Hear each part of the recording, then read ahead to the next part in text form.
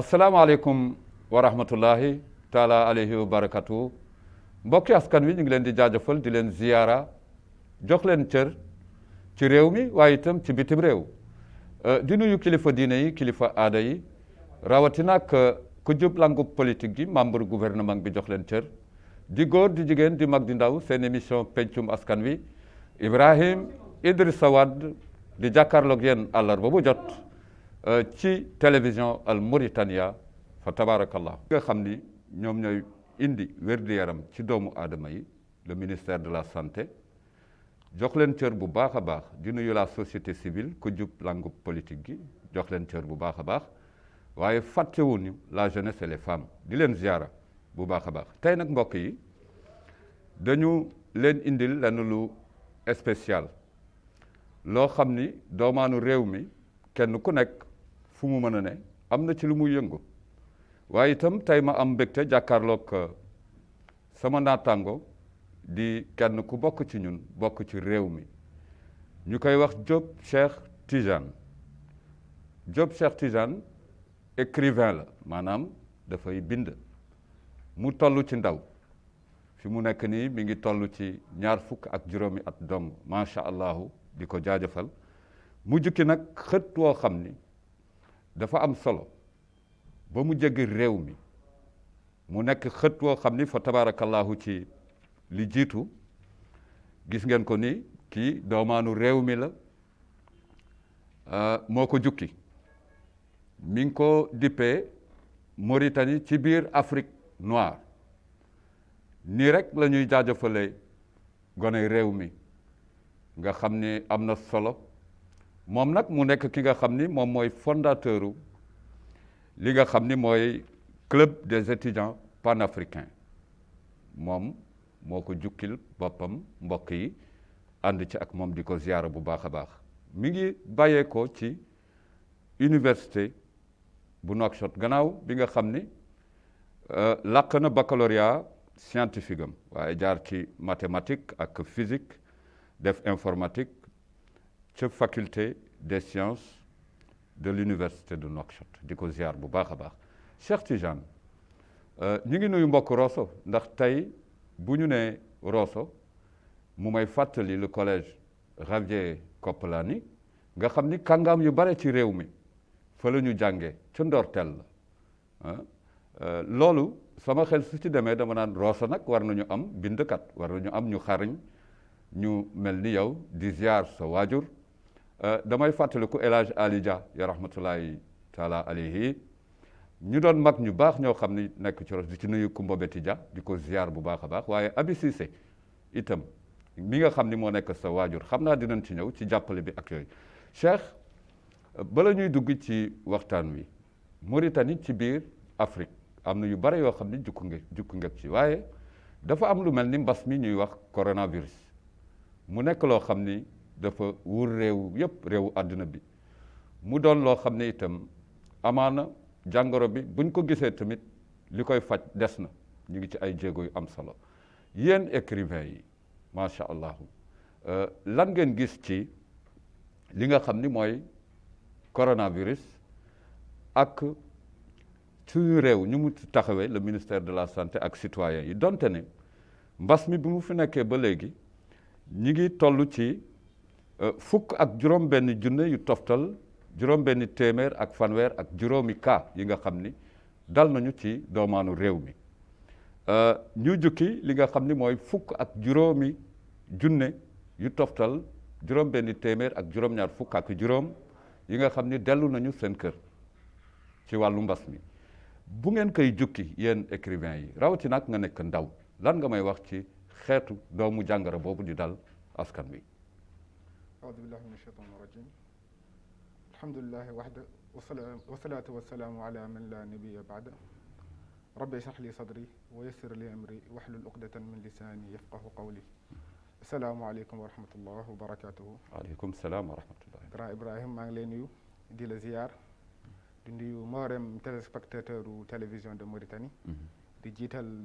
si nuyoo bi bien évidemment samay ñaari waajur ndax tey su ma tollee fii ginnaaw yàlla ñoom la te am nga ñoo fi tudd ni ma sañul bañ a tudd mel ni suñu vie El Hadj Ali Dia ak mboolem njabootam ak sunu maam El Hadj Bokar Diop ak mboolem njabootam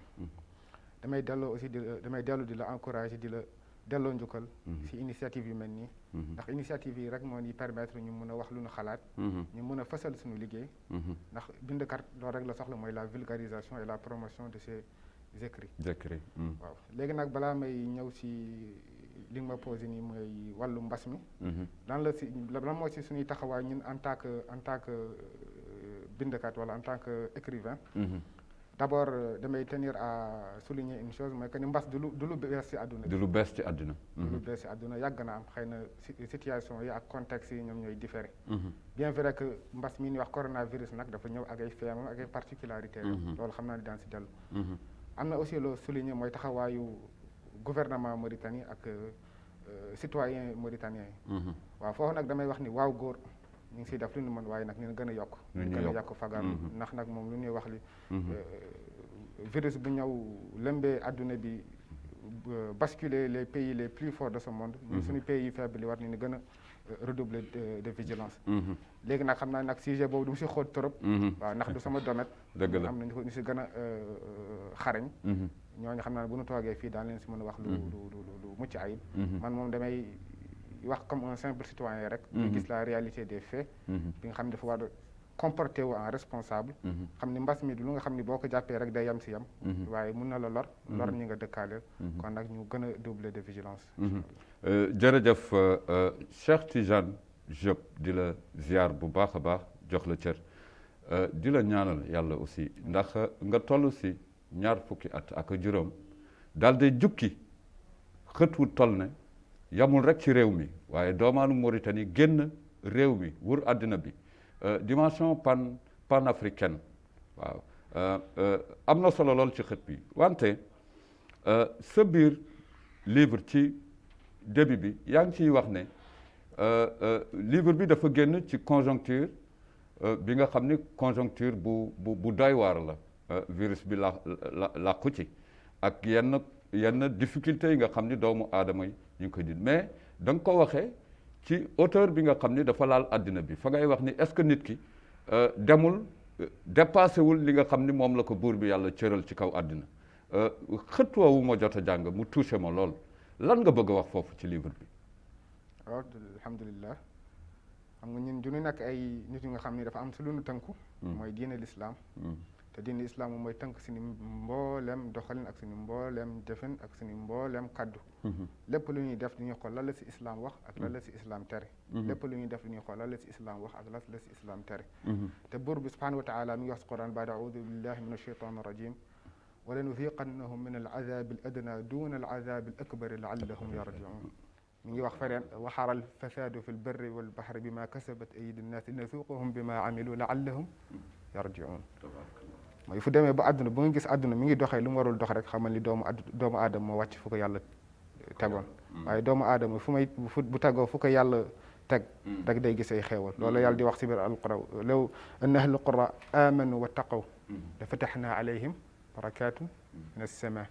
mooy doomu aadama bu jaaree fu ko yàlla jaarloo dëgg-dëgg rek yàlla day ubbi si moom xéewal naataange am baawaan am waaye bu dem ba safaan am bi rek bu ñu xool les faits et les conséquences dans les raisons scientifiques wala les raisons politiques wala les raisons géopolitiques non ñu dellu à l'essentiel ñu xam ni ñun ay mindeef la yàlla moo nu sàkk te dina war a dox nu ko yàlla bëggee amaana defuñu ko yàlla indi kàttanam. jërëjëf waaw tabarakallahu defe naa ni loolu leer na am na solo bu baax a baax Cheikh ci tënk rek ci passage boobu damay wax ni doomu aadama comme ni nga ko waxee rek dafa laaj ñu xam ñun ñooy kan waaye lu jéggi dayo dem ba foog ni ñoo téye àddina bi ñoo ko moom ba tax na lu ñu neex ñu def ci biir defe naa ni coronavirus am na lu ñu wan lu bare loo xam ni war nañ ko gis comme avantage aussi parce que rappelé na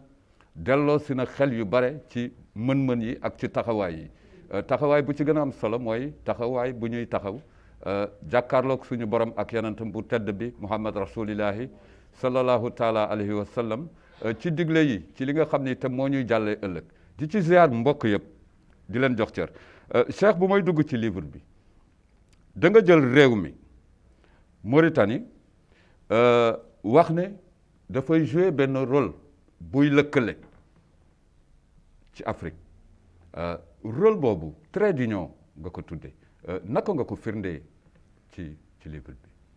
waaw man moom damay wax que ni rôle Mauritanie en tant que trait d'union c'est quelque chose de très évident de très évident. mun nga ko jël si ñaari fànn premier mooy sur le plan géographique. sur le plan géographique Mauritanie ñeenti réew yu ko lëmbeeli. ñaari si Afrique noire bu ko mënee wax mooy Afrique bu ñuul. ñeneen si Afrique mooy les pays maghrébins. Mauritanie ñëw nekk seen diggante. am na ñaari composante benn bu weex am benn bu ñuul. mooy que ni tey Mauritanie mooy pays bu nga xam ne le maghrébin bu jógee Maghreb ñëw si Mauritanie. day retrouvé wu. l'Africain subsaharien bu ñëwee si Mauritanie day retrouvé ma jox la si benn firndeel sax ndax am na li nga brossé si sa introduction mooy par rapport au club des étudiants panafricains man nag bëgguma souvent di utiliser le mot fondateur ndax lu toll na club waaw non réalité la ndax lu toll na club benn nit wala ñaar mënu ko doxal ay nit yu bëri ñoo koy doxal bien vrai que nag lu nekk am na xëy na kuy indi idée waaw am na koy indi idée wala am na sabab man dama naa rek sabab laa si lu taxawal club bi waaye nag ay jeunes ay ndaw ñu ma ëpp sax man détermination ak dévouement si continent africain bi ñoo jàpp daal ba liggéey bi mun a taxaw te ma si profiter si occasion bi di leen remercier di gën a encourager aussi tous les étudiants et les élèves ñu gën a farlu ñu xam ni ëllëgu réew mi si ñoom la dépendre léegi nag pour revenir à ce que je disais mooy que ni man aussi je suis membre d'une organisation bu ñuy wax le mouvement panafricain des leaders ma si profiter di nuyu sama xarit Macky Niang moom mooy président au niveau de la Mauritanie di ñuy bëreel di organiser ay forum première édition bi ni nga ko defoon Dakar deuxième édition bi ni nga ko def Guinée si je ne me trompe pas troisième édition bi ni nga ko defoon fii Nouakchott le 16 décembre 2019 si je ne me trompe pas quatrième émission bi sax Agadir la waroon am au Maroc mais avec contexte coronavirus bi moo ko xaw a jafel tuuti waaye ñu remarqué que ni les deux premières éditions ils n'ont pas pu réunir toute la jeunesse africaine mais troisième bi ñu def ko Mauritanie ñëpp ñëw algériens yi ñëw tunisiens yi ñëw boobu yaa ngi wax ni suñu réew am na lu mu taxaw ci Afrique voilà te aussi maa ngi profité ndax si forum boobu laa njëkk a dajante ak kenn si samay si su ko mënee tuddee noonu samay idole sur le plan panafricain mooy le docteur Cheikh Tidiane Gadio muy sama turando di une personne vraiment très accessible très ouverte et qui croit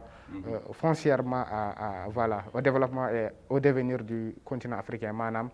nit ku gëm continent bi la nit bu gëm que ni continent bi mun na positionné wu si dëkk yu gën a am doole si àdduna bi léegi nag pour ñëwaat si sa question principale mooy bi nga xam ni firnde boobu déjà jox naa la ko sur le plan géographique léegi nag ma jox la ko sur le plan ethnique mooy la composition de la Mauritanie te aussi aspect ethnique bu ñu koy jël toujours de manière superficielle wala ñu koy jël sur le plan de couleur non diversité bi li ñu war a xool ndax chaque culture comme lu Amadou Hampâté Bâ doon wax si tu penses comme moi tu es mon frère si tu ne penses pas comme moi tu es mon frère deux fois parce que tu m'ouvres un autre monde maanaam booy xalaat ni man sama frère nga waaye boo dul xalaat ko ni man sama frère nga ñaari yoon lu tax ndax damay ubbil yeneen horizon yeneen dimension si aspect boobu li nga ko war a jëlee mooy l'aspect de la diversité culturelle tey nag Mauritanie yàlla daf leen may si sur le plan de la diversité culturelle ñu am fi chaque communauté rek am na soubassement bu nga xam ni te ay communautés yoo xam ne soubassement bu fort li am ndax communauté boo si jël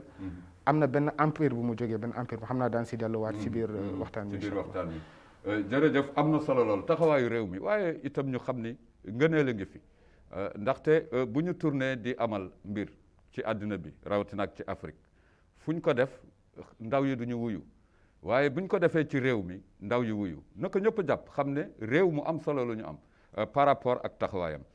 da nga ci xaw jaar léegi moo doon li nga xam ni bëgg naa ko jukki ak yow muy fi ngay waxee la Mauritanie bi-ethnique xam nga yaa ngi ciy dugg léegi mais nga génnee ci Waalo Barak génnee ci itam la Fouta Tooro dem ci Gidimaxa waaw yooyu bokk na ci xët bu gën a am solo ci parce que da ñu gën a jóge ci suñu dundin ak ni ñu taxawee booy wax ci Waalo Barak loo ciy jàpp parce que mi ngi ci xët bi am solo lool. effectivement waaw boo xoolee dama def lu ñuy wax le peuplement en fait du sud. le peuplement du sud de la Mauritanie. ma jéem a. boo may jox benn région ou ville au sud ban nga may wax. benn région ou ville ça dépend. parce que dina war a comprendre que ni le sud mauritanien nu mu menoon avant la colonisation du boobu sud mauritanien moo continuer pendant la colonisation te du boobu tamit moo am après la colonisation chaque période dafa am benn réalité am yenn effet wala yenn cause yu waral ni ay population jóge fii dem fee ñi jóge fii dem fee loolu yëpp maa ngi koy wax si biir xët bi waaye pour ñu mën a tënk ñu comprendre que ni sud mauritanien mi ngi divisé woon si ñetti grande naan da nga koy wax organisation wala structure wala mooy la Waalo Barak Waalo Barak tey bu ñu doon wax Waalo Barak mën naa la si jël comme Njurbel tey Njurbel ñu bëri di yaakaar ni première capitale di Waalo waaw ñu bëri di yaakaar ni Njurbel tey boo gis Njurbel nu mu nekk tey Ross simple quartier la mais Njurbel c'était une capitale bañ wadd Njurbel voilà moo fa régné voilà su ma jëlee par exemple le Fouta Tooro a connu ce qu'on appelle la république théocratique du Fouta muy une grande organisation moo tax man su may gis tey ñu ni jéem a inculquer yenn modèles yi nga xam ni c'est exogène man damay wax que ni ñàkk xam moo tax koy bañ non du sax bañ waaye ñàkk xam la xam nga nit mu nga jël lu baax si ñeneen ñi waaye day fekk yow tamit loolu amuloo ko woon mais boo amee lu ko gën doo dem taataani lu leneen boo jëlee Gidi Maxa aussi dafa amoon ay réalité woon am nu nu composé woon am nu structuré woon pare foofu tamit dafa am ay ndax Gidi Maxa dafa nekkoon aussi entre ñaari grande empire xam Gidi Maxa dafa jege Mali te Mali ay empire yu bëre juddoon fa ay empire yu bëre taxaw ni après nag bu ñu éclaté nag loolu moo indi certaine migration des populations ñuy jóge fii di dem fële ñuy jóge fii ñi dem fële waaw adduna bi voilà am na solo lool di ci nuyu mbokki Waalo di leen ziar bu baax mbokki Rosso ñu ngi leen di jaajëfal comme ni nga ko waxee lu toll si juróom fukki barak ak juróom benn Waalo Barak nekk loo xam ni lu am solo la ci ki nga xam ni mooy suñu maam di Njaajaan Njaay Barik Bo topp si nga xam ni mooy premier barak di Waalo ba ci Mamboj Malick Aysa Daaro Alimatu Wadd Marème Thiaw ñooñu ñoo dékku résistance bu am solo jàkkaarloog tubaab bi rawatina ak Sidiya Ndate Yàlla nekk ki nga xam ni ci ñun la bokk ci Trarza Ndate di yaayam Njëmbat di tantam Njëmbat sëy ak ki nga xam ni mooy émir bu Trarza ma ciy nuyu Mohamed Fall Tayfour bu baax a baax sama waajur woowu ku am solo la di nuyu mbokki Rosso yëpp famille Kër Alija Kange Ba sama xarit di ko ñaanal ci ministère de l'éducation nationale jox ko cër bu baax a baax waaye Cheikh bu ñu ñëwee ci page 23 Mauritanie un état une nation foofu am na lu bare loo xam ni du ma ko jukki sax damay bàyyi nga jukkil ko sa bopp waaye lu tax ma noté ko mu intéresse sama sa passage boobu li ma ciy xaar man foog naa ni di nga ko wax mooy ñu déglu la ci fànn woowu. alhamdulilah waaw balaa may dugg si question bi rek da nga fi tudde benn tur bi nga xam ni moom foo ko tuddee sama xol bi jóg. mooy Kange Ba waaw Kange ku baax. mooy Kange Ba nit ku baax. nit ku yew nit ku teggini. maa ngi naan ñun Mauritanie du ay référence du ay modèle la ñu manqué te xam naa nit yu mel ni Kange Ba bu leen doon def en avant. di leen royloo jeunesse bi. lu bëri dina changer. ku baax la ku baax maa ngi koy nuyu di ko ziar mbooleem njabootam. di ñaan yàlla rek mu yokk leen sutura yokk leen wërsëg incha allah bàyyi leen seen kanam bu ñu fekkee njëriñu njaboot bi incha allah amiin yaa rabbil alamin léegi par rapport à li nga wax li léegi mooy la Mauritanie un état une nation lu muy bëgg wax foofu c'est que xam nga avant la colonisation mooy li mu koy waxee nii ay royaume noo fi nekkoon ñi dëkk Waalo ñi dëkk Fuuta ñi dëkk Gidi Maxa am tamit suñu naataange naari ñu dëkk plus au nord ñoom tamit ñu organisé wu am ay tribus seen biir am ay voilà ay famille waaye ñoom ñëpp dëkkaale woon waaye bien vrai que maa ngi wax ci biir livre bi que il y a toujours eu des interactions il y a toujours eu voilà parce que nit moo dëkkee noonu nit moo mel noonu nit yàlla sàkk ko pour mu mën a yem ci boppam nit dafa nekk bon tubaab bi di wax que ni l'être humain est un animal social. man nga loolu moom gëmuma ko ndax moom wax bu yàqu la. nit du animal. effectivement waaye nit yàlla moo ko sàkk. li nga xam ni day bëgg interaction.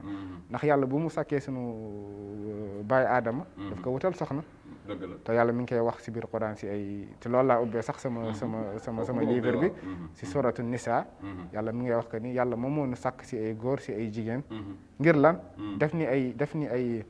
lu mu tuddee def ni ay tribu ak ay famille ngir lan mooy kii jubluwaay bi ndax ngir ñu rayante wala ngir ñu xiiro wala ngir déedéet ngir ñu xamante xamante cohésion pacifique voilà dëkk te yàlla mi ngi wax si feneen que ni bokk na si ay mandarga xaranteefu yàlla mooy mu def ni ñun ñu wuute te loolu da nga xam ne xaranteef la rek damay jël par exemple bokk policiers yi mooy li ñuy wax les policiers légistes tey bu nit yëpp nit yëpp bu nu nuroo woon nit yëpp bu nu nuroo woon tey am même ADN même lépp. s'il n'y avait pas de différence. waaw nit def crime léegi il faut mu am ci àdduna. nit def crime tey nan lañ koy gisee. sunu carte d'identité yi si lan la tegu. mais si wuute la tegu. sunuy passeport si lan la tegu si wuute kon nag wuute. loolu du problème bi dafa am solo. problème bi mooy lan mooy nan la ñuy gérer la différence. mooy lan dans la tolérance et dans la pacifique. tudd nga fi léegi lu am solo mooy ce qu'on appelle les mariages interethniques maa ngi koy wax si biir livre bi. mooy njëmbat mbooj. ni ñu koy waxee ni waali kii ñu tuddee sax. Émir Trarza takk na ko ñu am ci doom Mouhamadul Habib dem ba nekk voilà prince du Trarza loolu gën a feddali voilà lu ma doon wax sànq li mooy la coexistence peuplement te même au delà de ça yaa ngi doon dund fi dara ñuy wax la résistance face au colonialisme xam nga si biir guerre yu doon am au Waalo au Barak ak yu mel noonu souvent comme ay tribu Moor wala ay tribu Haalpulaar yi ñu doon wootente seen biir ngir jàppalante ngir xeex benn noonu parfois sax ay tribu yu ñuul daani woo seen mbokk naar ne leen kaa leen ñu xeex te ni mbokk yu ñuul kon nag pour wax que ni alliance yi c'était pas en fonction de la peau wala mais alliance c'était en fonction des situations et des intérêts léegi nag tudd nga fi ñuy wax la Mauritanie un état une nation man maa ngi woon si même avant la colonisation lu fi xewoon mooy que nit yi dëkkaale woon léegi nag colonisation bu mu ñëwee don bi dafa changé parce que Faidherbe bu mu ñëwee dafa am benn politique bu mu indi woon mooy que ni mooy politique d'étanchéité mooy séparer les communautés parce que boo xoolee même dans les bibliographies voilà dans les loolu moom mooy boo xoolee moom waaw boo xoolee même dans les bibliographies de Faidherbe am na fu ñuy waxee que ni le fleuve devait constituer ñuy wax une barrière entre les Noirs cantonnés au sud et les Maures cantonnés au nord mooy que ni dañu waroon def en sorte que dex bi séparer ñaari communauté yi naar yi nekkee ne nit yi ñuul yi nekkee ne waaye nag yàlla def que ni ñu am ay njiit yu nga xam ni au début des indépendances ay njiit yu taxaw ni waaw bien vrai que nit matul waaye ay njiit la non seulement yu gëman seen réew waaye yu amoon ay ambition très haute te mënuñu wax Mauritanie un état une nation te cité wuñu Mokhtarul Dada mënuñu wax Mauritanie un état une nation te cité wuñu Ndiaye Sidi El Mokhtar surtout Ndiaye Sidi El Mokhtar bi nga xam ni tey duñ ko rayé des manuels te loolu warul nekk ndax dañ leen war jëmmal ci réew mi voilà ndax réew il faut nga am référence su nga réew bul ëpp référence gën la màggalee héros moo lay gën a dem te ñun référence lu ñu voilà parce que ñun tey boo xoolee tey koo wax da lay wax États-Unis France alors que ngëneel laa ngi fi ngëneel mi ngi fi waaye tant que ñu ngi intérioriser yooyu complexe ce sera très difficile pour ñun ñu avancer léegi boo xoolee sama biir yaa ngi waxu page 23 soo ma permettre ma cité que nommément parce que benn discours rek laa ko tënkee mooy lu Mokhtarul Dada doon wax ni la Mauritanie n'est plus ce vaste désert jadis difficile à traverser et qui constituait entre le monde méditerranéen et l'Afrique noire une sorte de barrière que franchissaient mal les idées et les hommes. Un lien de solidarité de plus en plus fort unit désormais tous les Mauritaniens, conscients d'appartenir à une même communauté de l'Atlantique au Soudan. Demain, notre pays aura dans le monde la place qu'il mérite, celle d'un pays doté d'une économie moderne et pourvu d'une élite capable de gérer sagement et démocratiquement ses propres affaires. Un pays qui, parce qu'il compte chez lui les plus éminents docteurs de l'islam, voit son autorité spirituelle universellement reconnue. La Mauritanie, en effet, un pont naturel, un trait d'union entre le monde arabo-berbère méditerranéen et le monde noir. La Mauritanie est et doit demeurer un pays où la culture musulmane traditionnelle et la culture occidentale se développent côte à côte, sans s'opposer, mais bien au contraire en se complétant harmonieusement. En un mot, si nous le voulons avec l'aide d'Allah, la Mauritanie sera demain un carrefour où se rencontrent et coexisteront pacifiquement les hommes de toute origine, de toute civilisation et de toute culture. Bravo. xam nga lii dafa am solo Cheikh dama koy liir sama yaram di daw lu tax bu ko jiitu yaa ngi wax problème mu nga nekk dara juddu fenn yàlla may la dara nga war ko saisir opportunité la li nga fi jukki yëpp dafa placer réew mi fi nga xam ni fu am solo la mandarga waaye nga jox ko un avenir prometteur mooy ëllëg bi nga xam ni bu fees dell ak yaakaar confiance boobu en tant que Mauritanien dinaa ci jukki li nga xam ni mooy cohésion bu ma doon wax léegi boo nee benn état benn nation boobu da nga wuuteb caada ak cosaan am na fi waaye yow da nga ko jëlee formule boo xam ni ku nekk na accepter loolu ci réew mi mooy la tolérance boo tolérer une certaine diversité ci wuute aada ak cosaan rek ñu mën fi nekk donc mbokk yi dégg nañu li nga xam ni jukki nga ko ci lépp li nga xam ni moo jëm ci wàllu réew mi ci taxawaayam ak mbokkoo gi nga xam ni war na fi nekk nga jukki lu am solo xam nga dama koy wax sama benn naataango ma ni ko réew boo ci ñëwee réew mu mel na réewu Mauritanie da ngay dem ci valeurs yi valeur républicaine fu ñu taxawee te l'islam moo ci jiitu ñu sante ko yàlla bu baax a baax ku nu réewu doomaanu Mauritanie ci julli gi waxtu ci waxlante lu baax boo xawee am lu la metti sax ci mbedd mi sa aajo faju loolu defe naa ni bokk na réew bu nekk modèle ci biir Afrique ba li nga bëgg a wax mooy ndaw yii di ñëw nañu saisir opportunité yi nga xam ni moom moo nekk ci réew mi donte ne ñoom buñ ko saisirul sax am na fi donc dañuy dem jël lu ñu moom mooy ñu taxawaayu doomaanu réew moo xam ni bu am solo la ci Afrique di jaajëfal Cheikh Tidiane ñaar fukki at ak juróom mu indi xët woo xam ni jéggi na réew mi fa tabarakallahu bu ko defee ñu nuyu di jaajëfal mbokki ministère de la santé le directeur général Sidi Ould Zaha di ko nuyu bu baax a baax mi ngi wax ci wàllu vaccin yi ñakku yi nee na réew mi mi ngi toll ci wut ñakku yi nga xam ni 20% degré C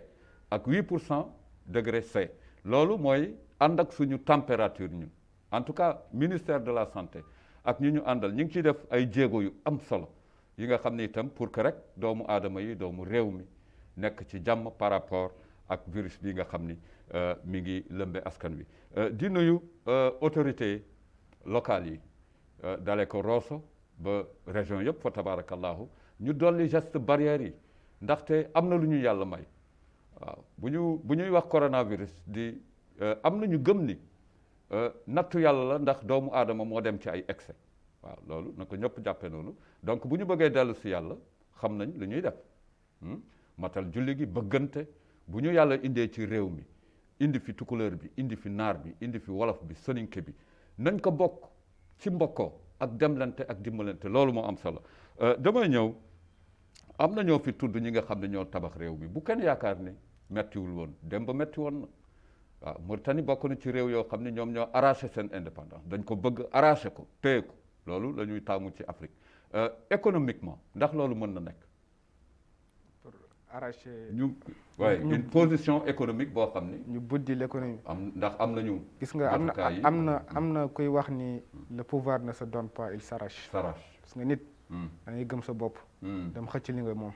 waaye boo toogee xaar ñeneen indi la li nga moom nar nga fa gasax jërëjëf léegi sur le plan économique ñun suñu xoolee suñuy réew yi suñuy réew africain yi boo xoolee Mauritanie même sur le plan économique Mauritanie dafa xëcc kii moom dafa xëcc indépendance am non seulement la Mauritanie a nationalisé les mines de fer de Mauritanie defaat que SNIM la Mauritanie a nationalisé sa monnaie jóge si CFA nekkaat Ouguiya loolu rek yaakaar naa doy na ay firnde doy na firnde économiquement doy na firnde jërëjëf mbokk yi Mauritanie ak réew yi mu taqal loo fa taxawal parce que yaa ngi koy wax ci page 25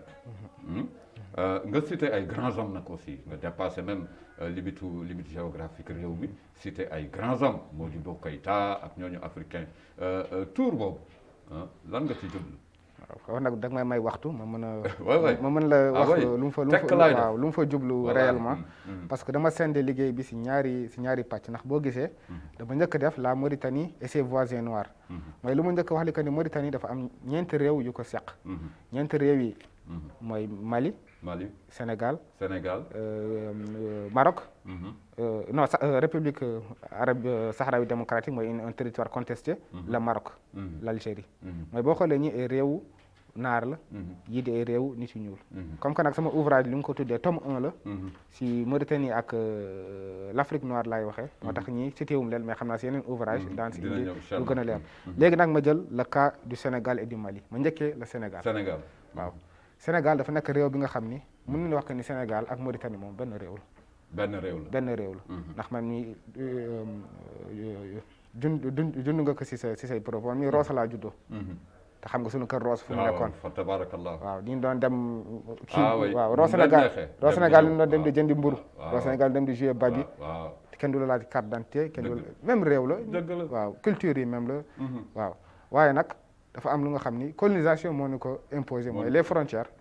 waaye ñun dex bi naka loon frontière suñu diggante ñun ak sénégalais yi. waaye nag bu mu demee ba réalité yooyu am ay gouvernement yu teg moo tax ma tuddee livre bi la Mauritanie une situation géopolitique particulière ndax géopolitique mooy lan les influences politiques sur une aire géographique donnée mooy influence yu xam ne politique di nga ko am sur aire géographique léegi nag ma jël Mauritanie même avant ñu accéder indépendance ndax ñëpp xam ne avant ñu accéder indépendance Mauritanie tubaab bi daf ko doon gérer comme une circonscription administrative du Sénégal gérée à partir de Saint-Louis. C'est à partir de 1958 après la loi cadre l'autonomisation des territoires la Mauritanie jëlaat lu ñuy wax si on peut dire la souveraineté de gérer ses affaires en Mauritanie léegi nag Mauritanie depuis le départ indépendance am dafa amee réew yu taxaw ne Mauritanie warul nekk pays indépendant ñii ne Mauritanie si ñun lañu bokk ñii ne Mauritanie si ñun lañu bokk réew yu taxawoon yi mooy Maroc taxaw ne Mauritanie si dëkkam la bokk fédération du Mali temps yooyu moo njëkkoon am balaa Mali ak Sénégal di jógee Soudan ak Sénégal mooy Modibo Keïta ak Senghor dina créé lu ñuy wax la fédération du Mali ñoom tamit ñu ni Mauritanie si la fédération du Mali la war a bokk suñu kàngam yooyu ma lay wax mooy ñoom Mokhtarul Dada ñoom Sidi Ndiaye Mokhtar ak ñeneen ak ñeneen ñoo taxaw ne Mauritanie pays indépendant la dañuy arraché suñu indépendance dem nag ba yàlla def ñu am lu ñuy tuddee suñu indépendance nag ñu nekk réew indépendant léegi nag di war a doxal ak suñu yeneen naataangoo yi ñii nag bëgguñu yàpp ñii bëgguñu xeeb ñii bëgguñu tuutal loolu nag la moom laay wax ci biir livre pour wan à la jeunesse mauritanienne que ñun suñuy mag mosuñu nangu yabel mosuñu ko nangu dina mos a am ay principes yu ñu def en avant ma commencé si les relations entre le président Senghor et le président Mokhtar Ould Daddah seen relation yi nu mu menoon même au sein même parce que day dépasser le cadre en fait sous-régional parce que ñoom bokkoon ni ni yenn organisation yu mag mooy des organisations continentales comme l'OCAM même plus tard avec l'OUA et tout ça léegi nag ma jógee si Senghor ñëw si relation Mauritanie ak Sénégal si temps wu président Abdou Diouf ma ñëw si président Abdoulaye Wade ma ñëw si président Senghor noonu laa ko defee tamit dem si Mali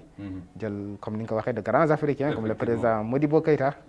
jóge si Modibo Keïta dem Moussa Traoré jóge si Moussa Traoré dem si Amadou Toumani Touré jóge si Amadou Toumani Touré dem si El Hadj Oumar Konaré jóge si El Hadj Oumar Konaré dem si président IBK Ibrahima Boubacar Keïta bu fi mujj tu vois loolu yëpp pour wane lan moo nekkoon les relations entre ces pays wane les moments de haut et de bas pour ku koy lire ki mën am benn perspective claire bañ a tombe si yenn pièges yi parce que parfois day am ay pièges yu nga xam nit ki duñ si dugg ñàkk xam moo koy waral jërëjëf ñàkk xam kon li ñu fi war a jukki yëpp mooy njàmbarte ndaxte foqati ba am war nga ko tey ci génération yi di leen jaajëfal dégg ngeen Diop Cheikh Tidiane jukki li mel noonu ci livre bi mu doon dimension bu am solo ñi ngi massawu mbokk yi chauffeur yi nga xam ne ñi ngi jàpp yoon di dem ci tëli bi lu ñu ràññee jamono yi mooy accident yu bare yi ci circulation bi diggante jëm fi Rosso diggante jëm ci yeneen goxu réew mi chauffeur yi la ñuy ñaax ñu moytu bu baax a baax def ndànk ci yoon wi ndax doomu aadama boo ko yabee da ngay def ndànk waaye itam yàlla nañu buur bi yàlla may lépp loo xam ni soob nañ ko rek mu jëm ci lu baax ci doomu aadama buur bi yàlla defal ñu ko di wax tamit ci secteur média bi ñu ngi leen di jaajëfal ndax njiitu réew mi jot na li nga xam ni mooy bataaxal bi indi réforme ci secteur média yi te ñu ngi koy xaar fa tabarakallahu am nañ ci yaakaar Macky Sall et le président son excellence Ghazouani yaa ngi koy junj boobu da ngay wax ci wàllu sécurité wala lan nga ci bëgg a wax foofu. balaa sax may dugg si li nga ma posé si relation entre le président Ghazouani ak Macky Sall damay rebondir si li nga wax nga fi lu am solo mooy les accidents de la route te du caaxaan ndax ay bakkan lay yóbbu te accident de la route boo ko xoolee lu koy waral mooy ñaar amul ñett mooy benn bi infrastructure bu baaxul wala ñaar ñàkk civisme si ñi di dawal yi junj nga ko mooy chauffeur kat yi te foo tamit il faut que nit yi delloo seen xel parce que man damay faral di wax que ni dëkk boo fa duggee bëgg xam niveau de développement rek duggal ci biir circulation si ngay xam niveau de développement dëkk si ngay xam mentalité nit yi si ngay xam ndax nit yi teey nii si ngay xam ndax nit yi dal nii foofu tamit Mauritanie ñu gën a delloo seen xel nguur gi tamit gën si bàyyi xel ndax dëkk lu koy développé économie pour mu mun a dox il faut ay infrastructure yu nga xam ni moom mooy permettre baykat gi mun a écouler ay marchandises am permettre kii di nekk si dans le secteur de la pêche mun a écouler ay marchandises am fexe l'homme d'affaires bu nga xam ne bëgg na jóge fii tey dem bunti limite du perdre son temps foofu tamit nguur gi gën si bàyyi xel chauffeurs yi aussi ñu delloo si seen xel ndax xam ni am na yenn dee yu nga xam ne boo ko deewee daa ko layoo ak sa borom ndax yow da nga xaru ba pare non seulement da nga xaru yow mais da nga yóbbaale ay bakkan voilà léegi nag pour ñëwaat par rapport à ta question qui était de savoir quelles sont les relations entre le président El Ghazouani et le président Macky Sall. yaa ngi wax ci page 53. waaw man ngaa dama ko jël si plusieurs aspects en fait parce que déjà dama njëkk a tudd li nga xam ni mooy le premier waaw mooy le dossier en fait de la pêche. parce que xam nga bu président Ghazouani di ñëw bari na lu ñu bokk de. waaw ñaari réew bi. waaw bëri na lu bokk maa ngi wax le dossier de la pêche. parce que ni nga ko xamee nekk ni géeju Mauritanie bëri na ay doomu Sénégal yu fiy yëngu. te Mauritanie am na potentiel bu nga xam ni mën na liggéeyal ay doomam liggéeyal ñeneen. waaye nag parfois xëy na ay incompréhension dina am. wala bëgg ñuy wax am na benn pièce de théâtre de Molière maa ngi au passage nuyu sama benn xarit bu ma ko doon fàttali keroog bu ne Harpagon. Harpagon oui effectivement waa ji dafa nay moo mel ni comme l'os de Morlan. mooy que ni Mauritanie tey dafa am 720 kilomètres de façade maritime. façade maritime boobu Mauritanie mën na si dundal ay doomam. dundal si même yeneen doomu sous continent sous région bi. donc amul benn raison que ni ñuy permettre ay bateaux étrangers yu jóge tugal ñëw. di jël li ni moom ba pare ñun ñu bañ suñuy mbokk. c'est pas cohérent boobu dimension africaine boobu waaw panafricaine boobu moo tax nag ma si wax si dossier bi bu président Ghazouani ñëwee ak Macky Sall am na ay dossiers yu fi nekkoon yu clairul waaye nu jéem a xool nu régulariser affaire bi voilà léegi wax naa aussi forum bu amoon Sénégal à Diamniadio forum bi ça portait sur la paix et la sécurité. C'était foofu la G5 Sahel di dugg effectivement donc si sommet boobu yaakaar naa si la nekkoon première fois que président Ghazouani di exprimer wu devant la population sénégalaise. On se rappelle tous. Voilà expression yu am solo. Voilà man moom voilà j'ai été séduit par ce discours là parce que déjà c'est un discours qui montrait que l'homme maîtrise son propos. Déjà que ni lu muy wax li daf ko xam. Et que aussi il est prêt à travailler avec ce pays qui est un pays non seulement frère. Mais aussi un pays siamois en fait parce que wax naa ko au début de mon propos que ni Mauritanie ak Sénégal benn réew la. xëy na ñu bokkul même doom la waaye ñoo bokk baay waaye bokk nu ndey. léegi si biir loolu tamit junj naa si ay mooy les perspectives d'avenir mooy li ñuy wax le pétrole. xam nga pétrole dañ ko bokk te dañ koy bokk. waaw dañuy continuer mi ngi noonu. pétrole bi entre Mauritanie ak Sénégal la feeñee. ku nekk am si ay part boo xoolee si biir livre bi maa ngi siy jox ay précisions. pour ku bëgg a xam vraiment parce que Mauritanie aussi foofu dina am boobu problème mooy que ni fii les gens sont pas très curieux. mooy que ni la population surtout duñu jéem a gëstu lu bëri souvent ñuy gëstu nag souvent dañuy contenté aussi ay débat très terre à terre te débat très terre à terre non seulement du la jëriñ waaye lu mu lay lor mooy ëpp souvent lu mu lay jëriñ ndax souvent dina la dugal si nga wax ay kaddu yi nga xam ne ay kaddu parce que en fait nit booy waxee argument rek sa wax day teey boo amee argument rek sa wax day dal. boo amul argument nag da ngay bërëx waaw di saaga di dal di tëb di dal te loolu moom yaakaar naa ni waaw war nañ ko moytu bu baax. donc concernant cela rek lu ma wax foofu rek que ni mooy depuis que président Ghazouani ñëw gis nañu que ni entre les deux pays que ni am na benn sorte d'apaisement qui s'est créé. benn sorte d'approchement qui s'est créé. ba ñaari présidents yi. ñu ngi commencé même. di porter ay doléances communes boo gisee ñaari ni dem ba di commencé porter ay doléances communes. mooy que ni nga xam ne mi ngi dox. mooy que ni ñoom commencé ni dëggante. donc voilà déjà doléances communes yooyu ñu ngi koy porter au niveau de la question sécuritaire parce que ñoo doon wax fii l'enjeu de sécuritaire nga tey l'enjeu sécuritaire benn pays. waxuma si Afrique de si adduna bi munu wax que ni mun na maîtriser munul nekk ndax tey adduna bi lu ñu wax la rek la bal bu tas la dëgg la waaw tey adduna bi dafa sumbaxloo avec la technologie mondialisation du ma sax mondialisation mais il y a un excès mi ngi qu'on appelle le mondialisme mooy l'excès de loolu excès la c'est pur voilà l'excès de mondialisation loolu moo tax que ni boo xoolee sur le plan sécuritaire que ni dafa am benn facilité de mouvement des groupes terroristes bu nga xam ni ils peuvent taper à tout moment et n'importe quelle heure te loolu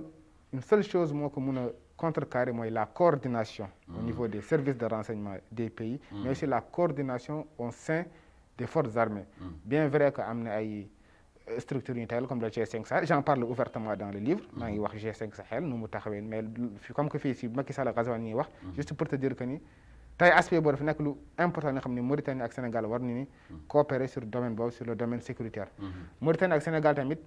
porté ni benn doléance mooy pour la création d'un État palestinien en fait mooy que ni Mauritanie ak Sénégal boo xoolee Mauritanie moom wax nga ko si say kaddu fii dëkk la bi nga xam ni 100% musulman la ñu ñëpp ay jullit ni waaw te fépp fu jullit nekk te yaakaar naa ne sa xol war na di battre di vibrer même bu dee par compassion par rapport à ce que subit le peuple palestinien comme injustice et comme torture et aussi ñu war si jël ay leçons te xam ni tooñ baaxul tooñ neexul loolu c'est de un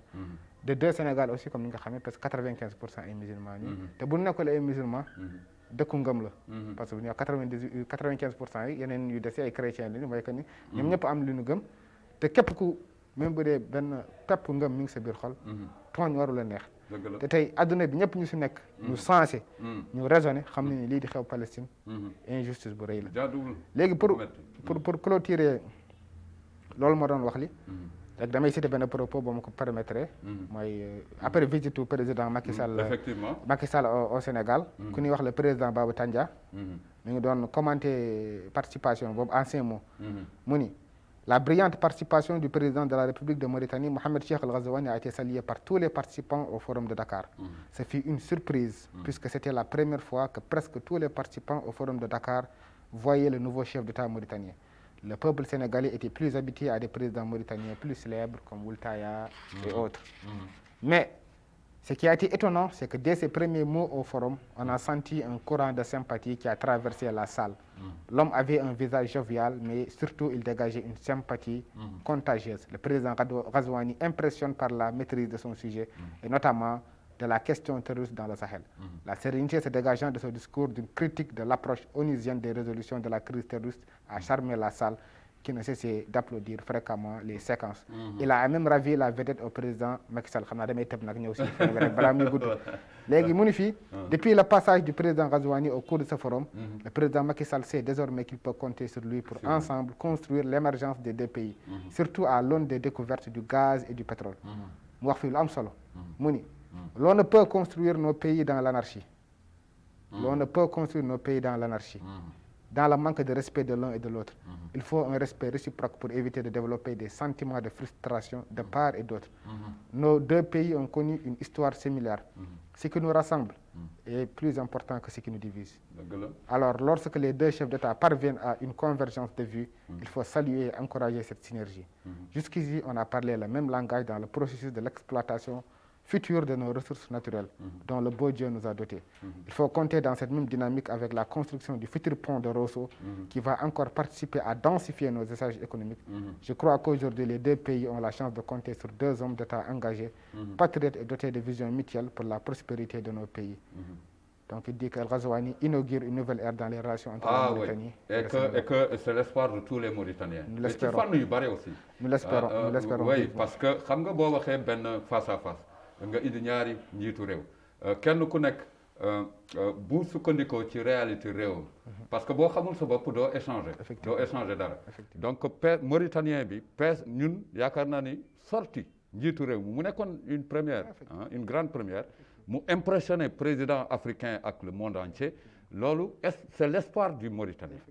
ci wàllu itam lu ñu moom cohésion sociale unité nationale ak la tolérance ak yooyu yëpp ci lay dugg donc réew mi taxawee noonu te richesse la ñu koy jaajëfalee ñëpp yaa ngi fi wax pont wu Rosso ñi ngi démarré na ñu ngi koy sante yàlla mbokk dana ma wax ni ma bac bi bu ci oto daan jàll day fay. Ana léegi bu pont ñëwee nit ñi dañuy dem wala oto yi non dafa am ay machines yu ñuy teg ay poids yi nga xam ni camions yeeg oto yi boo jàllee ñu peese la nga fay jàll nit ñi aussi loolu bokk na ci lu am solo ma waxtaanoon nag benn mbokk parce que foofu ñuy def pont Rosso bi fa la Diourbel nekkoon sorewu ko la première capitale du Waalo. Alors bu ñu amee ku mel ni ci waa kër émir di Trarza ñu jukki ci ku ci mel ni Sidiya Ndate Yàlla di demi frère u Eli Njëmbat. Sidiya c'est le premier qui a résisté la colonisation li ko tubaab yi namoon defloo yëpp contre le Waalo daf ko bañ fippu donc ñu buum ko ca Gabon mu nekk koo xam ne ñëwatul ba léegi te mu nekk un cousin à Yelli Njëmbat waaw Sidiya vraiment valeur la boo xam ni dañ ko partagé ak réewu Sénégal mbokk mi ni ma daal dañuy ñaan ñu tudde ko pont loolu aussi bokk na ci yu am solo mais Mauritanie un pays stabilisateur mooy wax yaa ngi koy junj léegi mooy boo xoolee lu mu bokkul du dem ci àdduna bi waxoo sax Afrique mais àdduna bi da nga ni réewu Mauritanie lu mu bokkul nga nit c'est un pays stabilisateur buy dalal li nga xam ni moom mooy certes le reste du continent pourquoi. Effectivement balaa may rebondir si sa question bi. d'abord yaa ngi fi évoqué lu ñuy wax pont. pont bi yaakaar naa population Rosso bi yàgg nañ ko xaar. ba yàlla def tey muy nekk une réalité. waaye infrastructure suñ ko waxee loolu mooy importance infrastructure. mooy fluidifier. ak densifier les échanges. waaye pour que échange am il faut que production am. foofu nag may interpeller nguuru Mauritanie. di interpeller nos cadres. di leen wax que ni il est temps que ñu yeewu. ndax coronavirus mi ngi leen di wan. que di pays bu amul souveraineté alimentaire. fu mu jëm de moom amul ndox. kon nag il n'est pas concevable que ni ñun. ñu tabax ay pont pour que ñeneen di ñëw di jàlle seen i marchandises. alors que au sud de la Mauritanie. potentiel agricole bu fa nekk bi. kenn mënu ko estimer. il est temps pour que l'état mauritanien. jóg si loolu non seulement pour endiguer le chômage endémique des jeunes aujourd'hui tey université yi. ils produisent tant et tant de diplômés mais bu nu génnee. lan mooy nag seen métier. waaw bu dul waxtaan ak njëganaay rek moom compter poto dëkk bi. donc c'est pas du tout normal dans un pays avec un fort potentiel agricole comme la Mauritanie. Il est temps que état bi dugal si loxam ñu développer agriculture bi. def teg les moyens nécessaires ndax agriculture doole la laaj. bëgguma citer ay pays mais am na ay pays yu dugal fii seen i marchandises den bi ñëw lu tax ñu mun ko def. c'est que parce que seen état moo leen si jàppal. dañ leen jàppal même dans la si processus yëpp même dans le commerce. dans le transport. gasoil bi sax dañ koy subventionné pour les agriculteurs. nga jël tey ay pays yu rëy comme France. France amul benn ressource. France à part l'économie. dañuy jéggaani rek. voilà mais boo xoolee seen mbay tey di nga ko jël tekk si ay piliers yu dëgër. état bi dugal si loxam. def si moyen yu si war. bon pour ne pas trop divaguer. ma delluwaat si sa question yaa ngi doon wax fii la Mauritanie un stabilisateur bon. la Mauritanie un stabilisateur si ban anam naa ko jël. mooy sur le plan africain. mooy ni nga xamee ni Afrique bu mu jotee si indépendance am.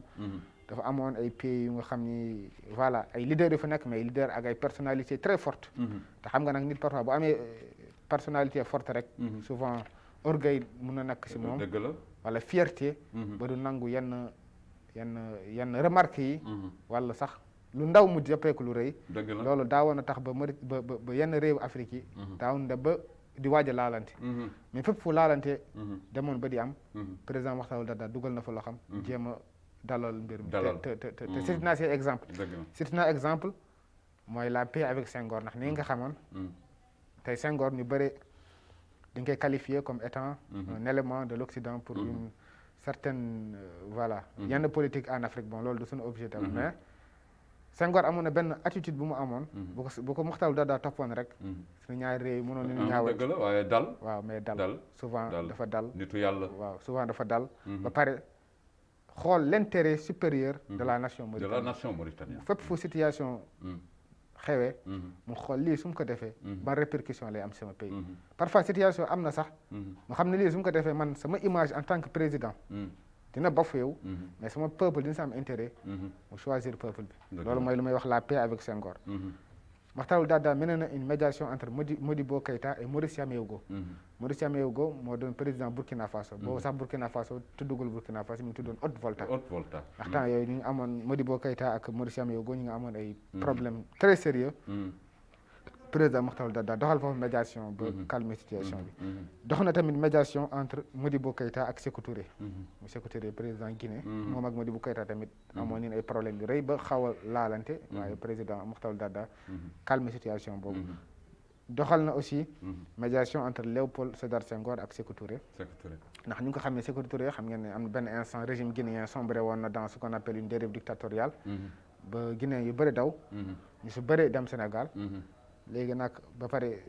xam ngeen même historiquement. Sékou Touré dafa defoon ce qu'on appelle le nom de Sékou Touré. mooy que ni bu Charles de Gaulle ñëwee proposer la communauté. Sékou Touré mooy le seul président africain bu taxaw ne non. bu voté loo pays am non. donc ginnaaw noonu ba français yi di nga ko xaw voilà teg pression jéem ko déstabiliser. waaw dem ba benn instant Sékou Touré nag xel bi. fu mu tourné yaakaar ni moom la ñuy fexel.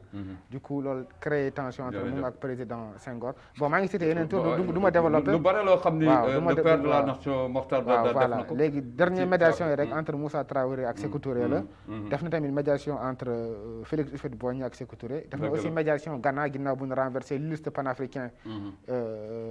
Kwame Nkrumah. te Mauritanie def na médiation lu yàggul si réewum Gambie. jërëjëf problème bu fa amee ak président jërëjëf am na solo lool mbokk yi am di jàmm yi Diop Cheikh Tidiane mu nekk un jeune mauritanien bu bind xët wu am solo